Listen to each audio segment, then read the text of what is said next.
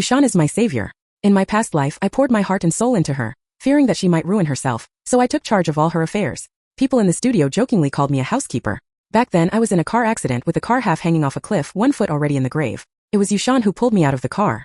A girl who had just turned 16 dragged me for over 2 hours. My life was given to me by Shan. Later, Shan and I became best friends. Knowing her dreams, I used the limited resources from my family to set up a studio for her, dedicating myself to managing it and helping her achieve her dreams. Back then, besides her regular studies, I took her to learn art all over the country every week, persisting for 3 years. The paper plane tickets filled an entire metal box. I guided her from obscurity to a modest level of fame, every step paved with my efforts. Having died once, I know life is short, and only by maintaining a healthy body can one succeed. Are you threatening me? Threatening your lifesaver? Shan narrowed her eyes, leaning closer to meet my gaze. Two-way, you're nothing special, Shan said, clicking away in her high heels. I sighed. Shan thought I was ungrateful, but I had already repaid that life. On Friday morning, the studio was empty. I called the assistant and found out that Shan had taken everyone to the warehouse to work on the set. As soon as I entered, I saw Shan discussing with her senior, Chi-Bai. She was very happy, gesturing animatedly to express her ideas. Chi-Bai responded from time to time, and the two of them formed their own little world, leaving no room for others to chime in. I think your ideas are great. Many of your previous concepts could be realized. Why didn't you do them? It's all because of Two-Way. She controls my body, confines my thoughts. I even saved her life, and you don't know how she once gave me the cold shoulder, repaying kindness with ingratitude.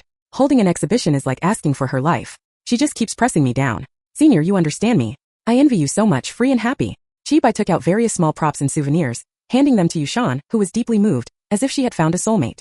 Over the years, I've given Shan many gifts, even sacrificing everything I had, but I've never seen her show that kind of expression towards me, not even a simple thank you.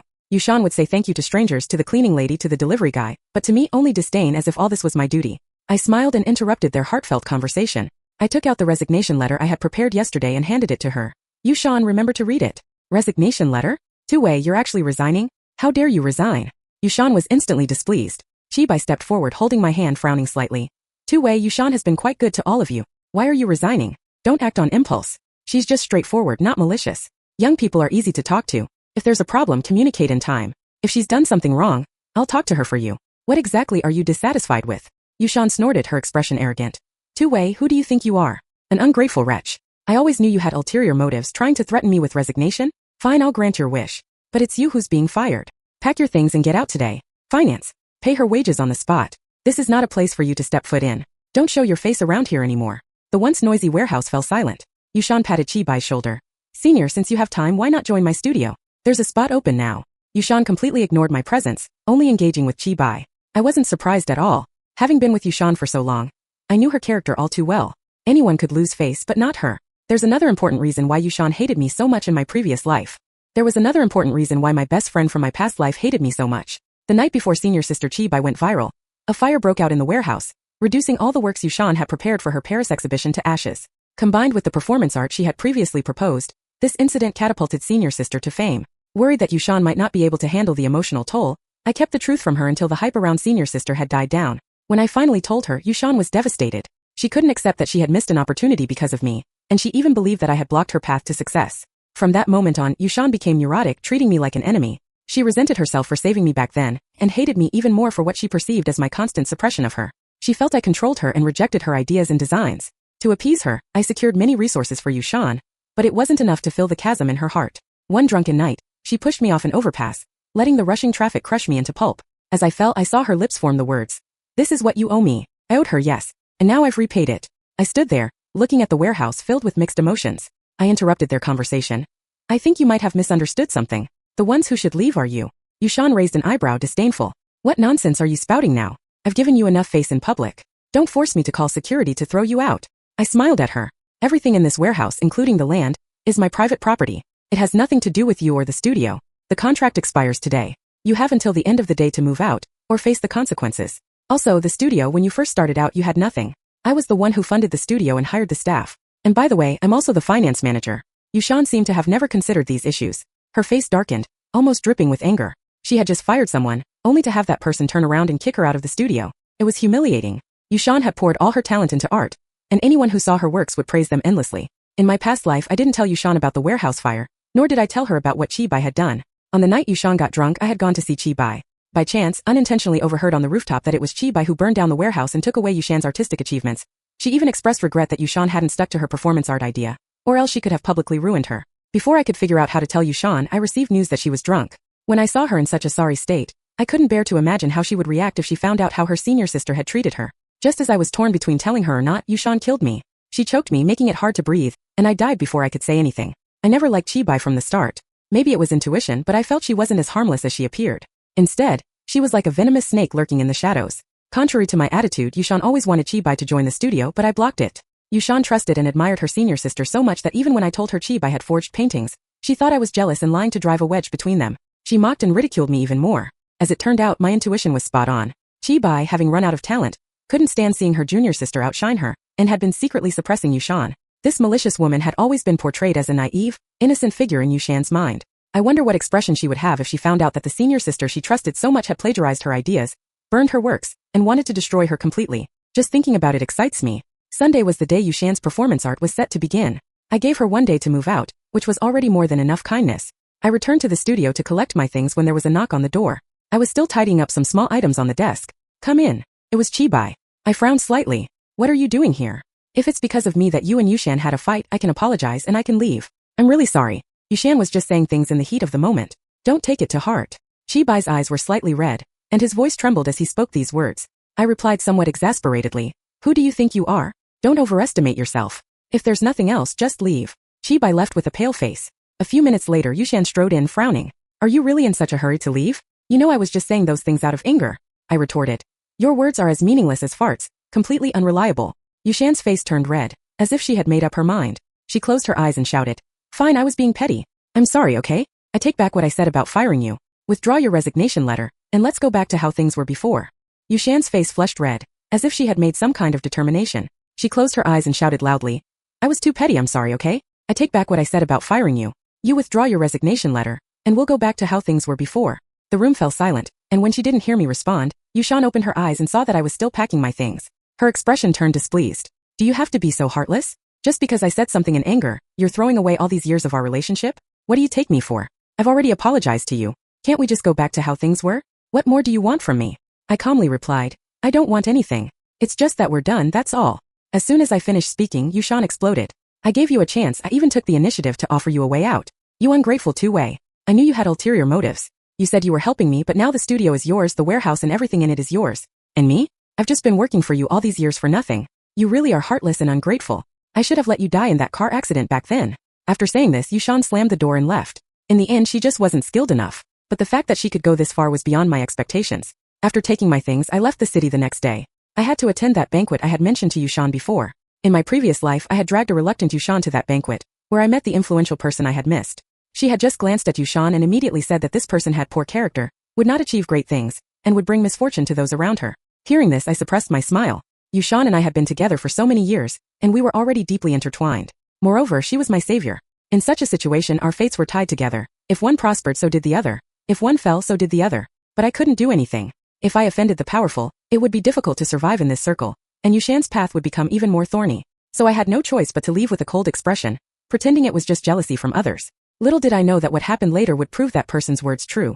Unfortunately, this time I looked through all the attendees at the banquet but didn't see her again. It was as if my previous life had been a dream, and that person was just a figment of it. After leaving the banquet, I landed at the airport late at night, and my phone started ringing incessantly.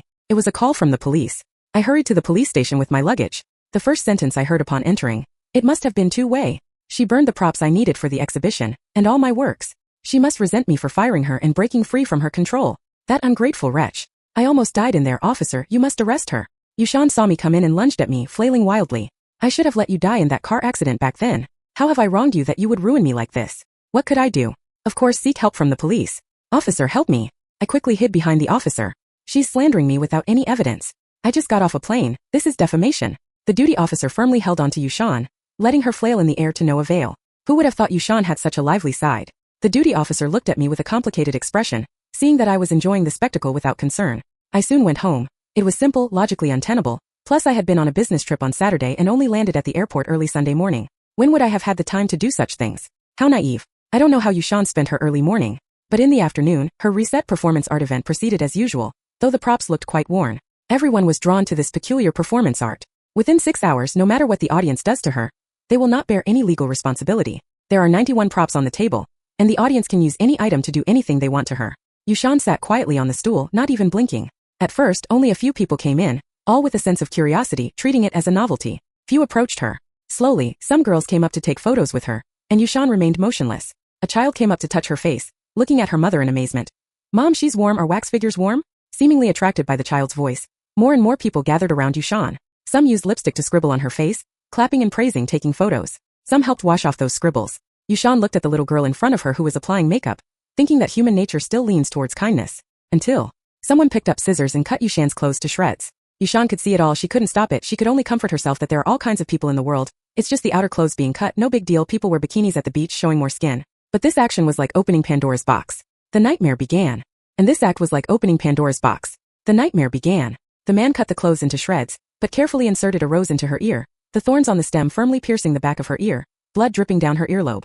Shan's eyes were filled with tears and pleas. The man, as if admiring a perfect floral arrangement, looked at her with admiration, taking photos from various angles and pasting them on the wall behind him. Before Shan could catch her breath, the next spectator tore open her shirt, seeing that Shan seemed unresponsive. His eyes sparkled with desire, eagerly embracing and kissing her, the stench of fermented herring filling Shan's mouth, choking her with tears and snot. As if disgusted by Shan's snot, he suddenly slapped her, the sound crisp and loud. These actions were not only not stopped but instead escalated. Someone shouted, "She really isn't moving, go on." The onlookers behind, seeing this scene, did not hesitate. 7 or 8 people rushed forward in a swarm. Someone used a knife to slowly cut open her skin. Someone inserted thorny roses into her abdomen. Someone kissed her scarred skin, while others drank her blood. By the time they had satisfied their desires, Shan was covered in wounds.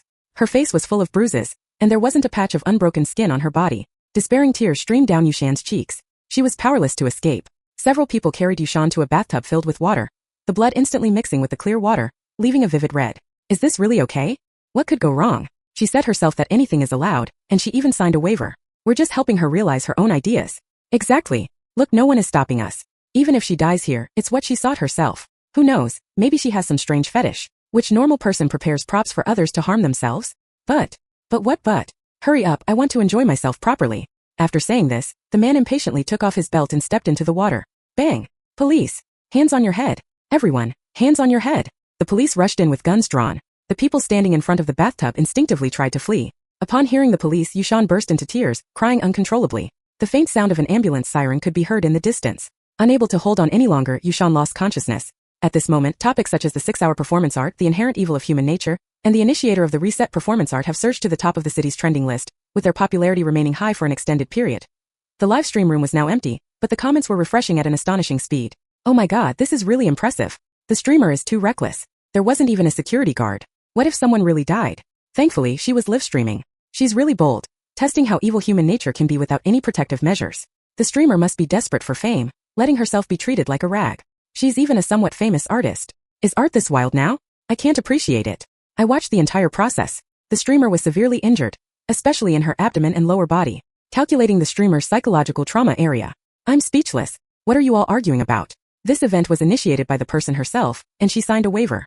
Even if she died, those people wouldn't be held responsible. It's a willing exchange. What do you know? Didn't you see her crying? She obviously didn't want it. Crying doesn't mean she didn't want it. Maybe she cried from pleasure. Now that the streamer's been taken to the hospital, I'll wait for updates. I second that. Countless people were discussing the impact and social significance of this performance art. Opinions varied widely with all sorts of takes. By the time I found out about this, Shan had already been sent for emergency treatment. So far, there has been no official announcement or update. Meanwhile, videos of Shan being mistreated, groped, and abused during her performance art instantly went viral on major platforms. The assistant told me that after Shan was rescued, her hospital room was surrounded by reporters. Their eyes were gleaming as they tried to squeeze into the room, eager to capture the first-hand news. I never expected that Shan, in pursuit of more attention, had secretly started a live stream. There were no security personnel on site, which was utterly foolish. The trending topic remained at the top of the hot search list for a long time. Shan's account inbox was flooded with private messages, and her comments were filled with all sorts of vulgar language. As soon as she regained consciousness, Shan spent money to suppress the trending topic and deleted the related videos posted online. This was not the kind of fame she wanted. The doctor said she had suffered significant psychological trauma and should not be overly stressed. Shan made a phone call to Chi-Bai, but the assistant didn't know what was said.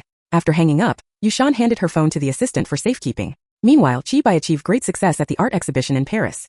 Her paintings were highly praised by many experts. Comparisons were drawn between her and her former classmates.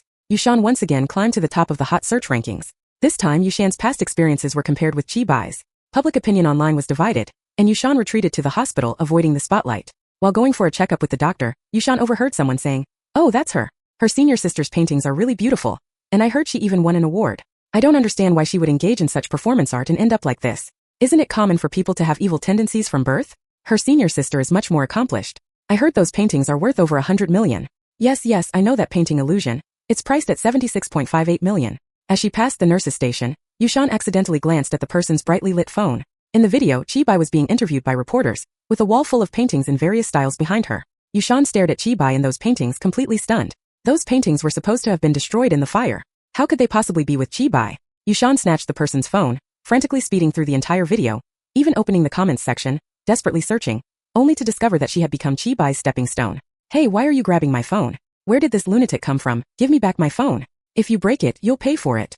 Shan was shoved aside by the person, and this scene unfolded in just a few seconds. Before the doctor could react, Shan, dragging her still healing body, stumbled back to the ward, leaving the doctor bewildered and shouting, "Hey, you haven't finished the examination. Why are you running? What a lunatic. Who is this person? Some kind of gloomy crawling monster?" Back in the ward, Shan rummaged through her assistant's bag, retrieving her own phone. She repeatedly called Chibai, but all she heard was, "Hello, the number you have dialed is temporarily unavailable. Please try again later." Shan roared, venting her anger by sweeping all the items in the ward onto the floor. The doctors and nurses outside didn't dare to enter. The assistant secretly called me, trembling with fear. Two-way, what should I do? Shan is frantically calling Chibai, and she even smashed the hospital room. She's acting like she's possessed. Before the assistant could finish, Shan snatched the phone and called Chibai. Within seconds, the call connected and Shan screamed, "Chibai, you betrayed me. Those paintings were all mine. How dare you plagiarize my work? Did you start that fire?" On the other end of the line, there was a gasp. "What are you talking about, junior sister? How could those paintings be yours? We were both in the fire. I almost died. How could I risk my life like that? You must be mistaken." Mistaken? Those paintings were meant for the Paris exhibition. Only I and Two-Way have seen them." Shan suddenly paused, her tone low. "Senior sister, tell me the truth. Where did the painting come from? You don't want us to meet as fellow disciples at the police station, do you?" Chibai fell silent for a moment. "Junior sister, I think this is a conspiracy. It must be Two-Way's doing. She wants to see us distrust each other." Before Chibai could finish shifting the blame, Shan suddenly asked again. "Chibai, I'm asking you one more time, did you steal the painting?" On the other end of the phone, Chibai laughed and explained, "Of course not, junior sister. How could I do something so despicable? We're fellow disciples after all. Where are you now? I'll come find you." The assistant rushed Shan to Chibai's interview location. Shan, wearing headphones, repeatedly listened to the recordings. As soon as she got out of the car, she headed straight for Chibai's dressing room. When Shan arrived, Chibai was carefully applying her eyebrow makeup. "Oh, junior sister, you're here. Perfect timing. I think there's something fishy going on, but unfortunately I have to rush to an interview now. Wait for me to come back, okay?" As she was about to leave, Shan blocked the door, not letting her go. "We need to settle this, Chibai. What's going on? Junior sister. You're always saying things that no one can understand." Slap. A crisp sound interrupted Chibai's unfinished sentence. Shan slapped her across the face. Shan's eyes were red with anger as she roared. "You were the one who set the warehouse on fire. And you were the one who secretly took the painting. Why would you do this? I treated you like my own sister, and you betrayed me like this. Are you even human?" Chibai remained in the position of being struck, her hair covering her face.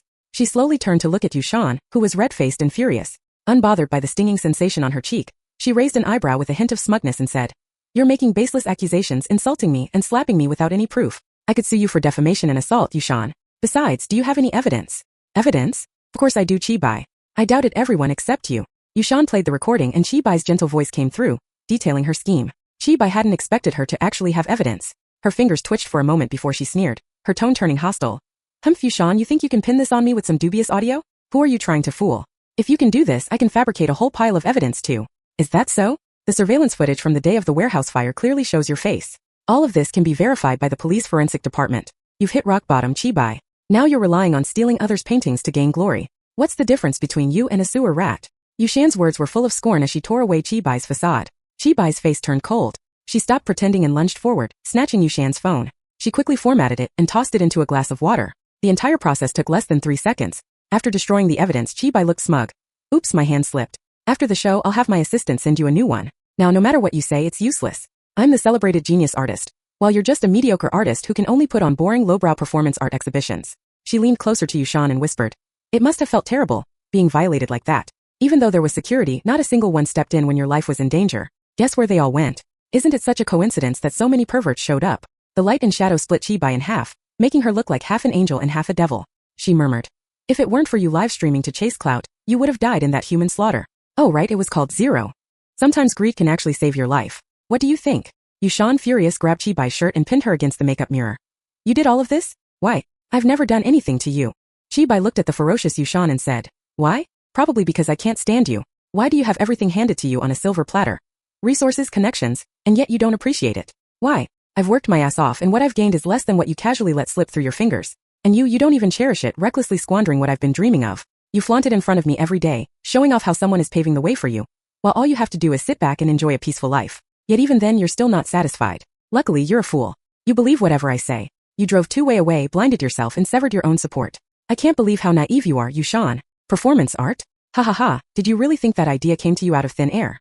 Chibai yanked Shan's wrist and said, did you really think the idea of doing 6 hours of performance art was your own? I just planted the seed and guided you. Did you really think you were some kind of prodigy? Aside from your paintings, you're worthless. Shan, pale-faced, said, I'll give you one chance. Return what's mine, or face the consequences. Ha, yours? Who can prove it's yours? Your so-called evidence is gone, Shan. After all this, you're still so stupid. Get out of my way, idiot. Chibai shoved Shan aside and strode off to give an interview to the reporters. Shan turned to her assistant and asked, is everything handled? Yes, it's done. Chibai sat on the sofa with rows of reporters seated below, waiting to ask questions. As she was discussing her junior sister with the host, the large screen behind her began to play. Set the fire on Saturday night, and take the opportunity to move those paintings out. Shan's paintings will be destroyed, and she won't let the performance art exhibition go on the next day. Make sure to pull the security and lure in some people with unique tastes. It'd be better if she died, since she signed the waiver. Then block the entrance and clear the place when the time's right. Destroy her? Yes, destroy her. She's just a fool. Those paintings are mine now. Several recordings played in succession, and some recognized Chibai's voice. Then, the conversation between her and Shan in the lounge was also played. Chibai, panicking, pulled out a recorder and shouted, turn it off. Turn it off now. Director, where's the director? Seeing no one respond, she grabbed her gown and rushed toward the control room. But before she could reach the door, she was swarmed by reporters. They bombarded her with questions and Chibai, sweating profusely, just wanted to escape. Unfortunately, the reporters were like hyenas, relentlessly pursuing her. In the afternoon, Chibai, looking utterly disheveled, once again climbed to the top of social media's trending topics. At the same time, the recording of Chibai's framing spread across the internet like wildfire. Chibai attempted to suppress the trending topic, but to no avail. The heat continued to rise, and the controversy online grew increasingly intense. Hey look, the tables have turned. I knew things weren't that simple when that person.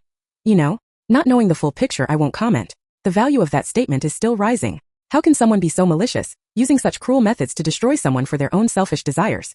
The recordings Shan got were from me. I was worried Chibai would frame me, so I had people stationed nearby and even installed some devices. Luckily, everything went as I expected. I left Shan and went home, and I heard about the whole thing from her assistant. Chibai became a pariah, despised by everyone. After that, some people who followed up said they saw her by the river. Others claimed to have seen her on the highway, dressed in rags. As for Shan, unable to accept what had been done to her, she developed severe depression and withdrew from the art world.